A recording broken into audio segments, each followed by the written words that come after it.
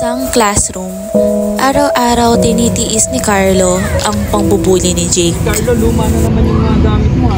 Jake, tama na. Wala namang ginagawa sa Oh, ano Carlo? Wala kang pabili ng bagong gamit? Parang luma na yung mga gamit mo ha. Parang malapit na sumabot. Wala akong ginagawang masama sa'yo ha. Jake, tama na nga! Hindi nakakatuwa ang ginagawa mo! Carlo, tara na! Mag-report na tayo. Hindi ka dapat manahimik lang. Pero Mia, baka mas lumala.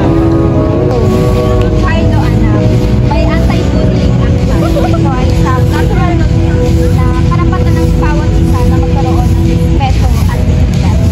Tama, teacher. Hindi mo kasalanan ito. Nandito lang kami emotionally at legally kung kinakailangan. Salamat po. Dahil akala ko may wala nang papansin sa sitwasyon.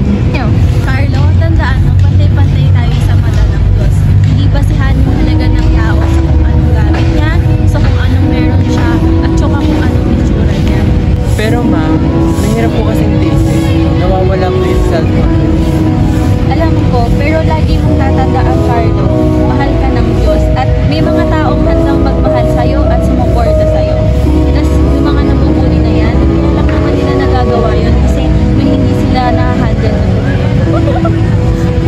Oo nga, Carlo. Nandito lang kami para sa'yo. Hindi mo kailangan sarapin ito mag-isa. Uy Carlo, sorry ha. Alam ko mali yung ginawa ko. Hindi ko na ulitin. Okay lang. Basta wag mo na ulit. Kahit sa ibang tao. Oo, hindi ko na ulitin.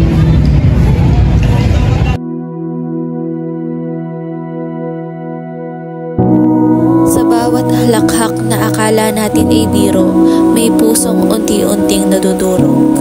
Sa bawat insultong binibitawan, may kaluluwang kumakapit sa pag-asa. Ngunit sa tapang ni Carlo at sa tulong ni Mia at ng mga guro, isang katotohanan ang luminaw. Ang respeto ay hindi pribilehiyo, ito ay karapatan ng bawat isa.